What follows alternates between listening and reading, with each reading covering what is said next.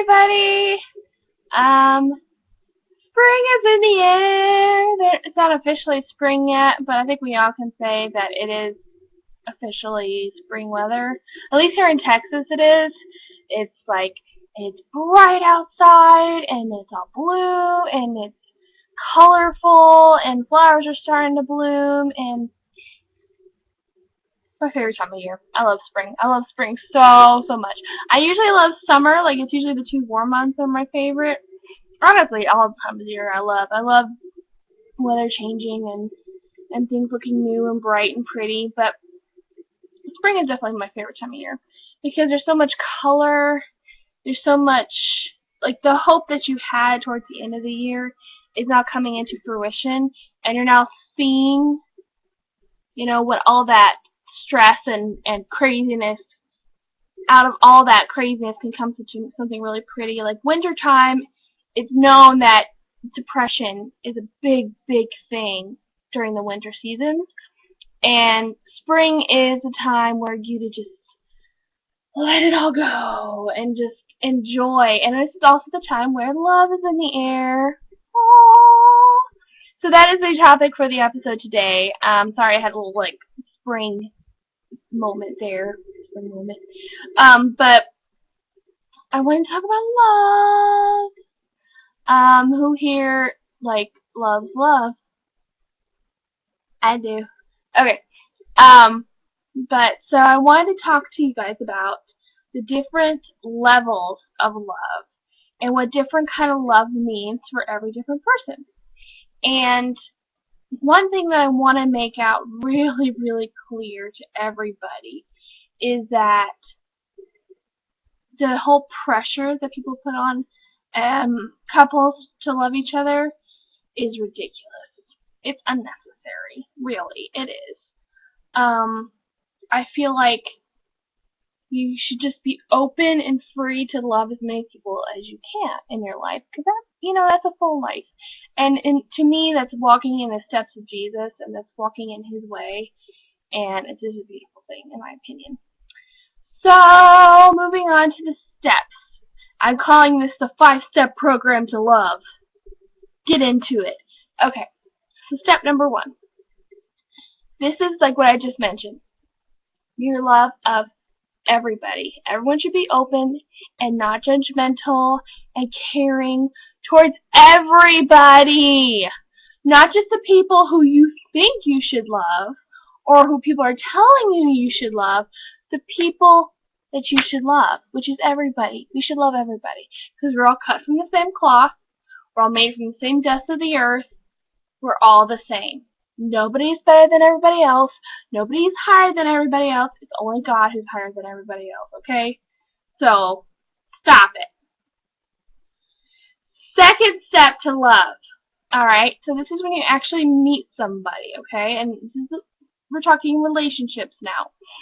So you meet a guy, you see him across the street, or a girl, or whatever your situation is, and you see them across the way, and you get those giggly feelings, and you get the bubbles in your stomach and the butterflies, and your hands start sweating, and that's that kind of love. That's step 2.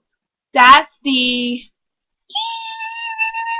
kind of feeling, and I think everybody has felt that at one point in their life. And a lot of people think that once you feel that way, that you're automatically supposed to marry that person. I'm like, no! You can feel that way with a lot of people. It's attraction, and it's experiencing new things and new feelings, and maybe you didn't see that guy in that way the first time, but now you do, and it's all new, and it's blowing your mind, and it's crazy. And you're giddy. You're just giddy. And those people, you know who I'm talking about, okay? And you're probably one of them too. They can't stop laughing, and they're like, no, we were talking about menstrual cramps. Why are you laughing right now? But they're thinking about the person in their head. They're thinking about that significant other. And it's a fun time. You can go through this period and it not end up right and not end up correct. And this has happened to me on more than one occasion. I've had those feelings for somebody, and I knew that they had those feelings for me, but things never worked out. He never asked me out. Things never went the way they were supposed to go. So yeah, we're not going to get into that right now. Step number 3. This is when you find out everything about that person. Not everything about that person, but you start to learn about the opposite person. And you start to learn. I'm sorry, my phone. This is phone going off right now. Just ignore that noise. Okay, so this is the Beyonce Crazy in Love moment, right? The no. This is when you find out, oh my gosh, this person is awesome. We have so much in common. Holy crap! At that moment, fix my hair. This is when you're like, wait, hold up. We have this much in common, and where have you been all my life? What? That's that period. And we've all been there too. Well, most of us have been there. And that period is exciting, and it's also like, it's broadening your horizon of this guy. You're like experiencing new things with this person. That usually is around the time where you actually say to that person you love them, and by that point you should be dating, and you should be like close to being boyfriend and girlfriend. I've had those moments with a guy before, and we weren't even dating. It should be on both parties. Common sense. Anyways, but you should be at least dating that person. But this period is a long period. This is a long time period in a relationship. This is when you're boyfriend and girlfriend, when you just start being boyfriend and girlfriend. You're getting used to each other. You're learning about each other more and more every single day. And it's exciting, and you're falling in love with that person, falling harder and harder and harder and harder. That's that kind of love. Alright, now we're getting into number 4. This is the period where you fully trust that other person. You have let your guard down. You have stopped, well, not trying so hard, but you've stopped feeling like you need to try so hard. Like you know that person so well that, sorry, my dog needs to get by. I'm letting you through. But that's the point where I call it the security blanket love. Like you feel secure, you feel at home, you feel, relaxed and comfortable, and you're very secure with each other. You've obviously told each other you love each other by that point. At that point, you should be with each other for like 6 months to a year, give or take. This is also the period where you get engaged. Yeah. So that's what that is. And I'm saying this is all love. This is all love. This is all legitimate love that you feel for that person. And it should not be less or more because it's the different steps. You just gotta call it by what it is. That's what that relationship was. That's as far as we got. We got to step 3. Or we got to step 2. Or you can go further and further, and I'm going to continue on with number 5 because we're almost there. But, you should announce what it is, and you should be allowing yourself to acknowledge what it is. If that makes sense. But the security blanket love, you're very secure with each other. You start becoming warm with each other, if you know what I'm talking about. You don't feel like, as women, we're very hard on ourselves, and we're very like, oh my god, my hair, oh my god, my face, oh my god, this, oh my god, that, what is he gonna think if I look like that? Yeah, that leaves, once you're at that point. Once you're at that point, that all goes out the window, and you just don't care anymore.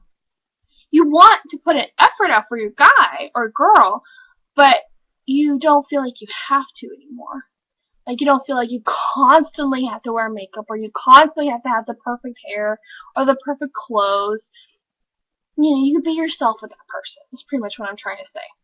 Alright, let's wrap this video up. Number 5, this is my favorite one. You probably know what I'm talking about. This is when you've already been married. You just got married.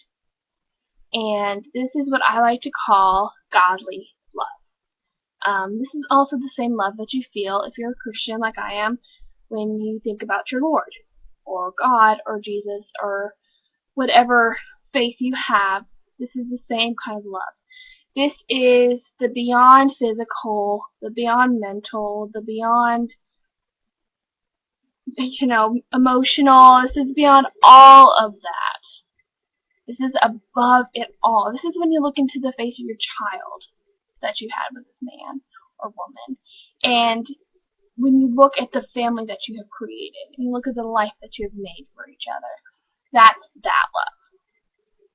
But I'm not saying you can't feel that for somebody else if it's not a relationship. I'm just trying to, in relationship standpoints, I'm trying to give a name to everything. So that is the pinnacle, There's an awesome interview with Beyonce it was on HBO, and I'll link it here, where she talks about godly love. And it's so emotional. It's the stuff that makes you cry. It's the stuff that makes you weep of happiness. And you are giddy, and you are thankful. You're so, so thankful. And you're so, not relaxed, but grounded. It's a better word to use it. You're grounded. And you're grounded in your faith, and you're grounded in the man that you're in love with. And personally, for me, I can't wait for that day to happen. I have a theory to myself that God has been working in me, and God has been changing my ways, and He's been just forming me, shaping me to be the person I need to be. And I feel like the reason why He's working so hard in me is because I'm full of greater purpose, and that I'm meant to do amazing things, whether I know what they are now or not. I believe that He's shaping me up to be a wonderful person. And I think He's also training me for that one day when I meet the one. Because I think He's saving me somebody amazing. Don't know who it is, but I joked with my cousin Bethany about this. I said that, not only is my heart, okay, let me back up a bit. There's a thing on Pinterest that says when you give your heart to the Lord, He will put it in the worthy place. He'll give it to the right man for you or woman. And I feel like my heart is on a intense, rigorous audition right now.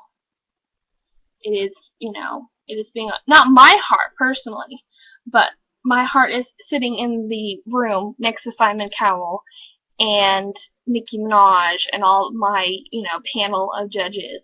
And it's like, really? You wore skinny pants when you went to go see her? Do you even know Elizabeth? Next. My heart's auditioning. That's what my heart's doing. And it's, now that I think about it like that, I'm a lot less stressed about meeting somebody. Because I just truly feel that way. So while my heart's going on auditions, my everything else, all my flaws, all my problems, all the things I need to work on, I'm not talking about physical flaws. I'm talking about, my problems with alcohol, my problems with smoking cigarettes, my problems with being rude or mean or hateful or spiteful or jealous or being, you know what I'm talking about. He's working on me. He's working with me. And I'm still very young. I'm not ready to get hitched yet at all. And he's training me for when the final casting call comes and I meet my new leading man. So I'm going to end it on that note because I'm almost at 50 minutes. Ah! So love yourself. Love your neighbor as yourself. And okay.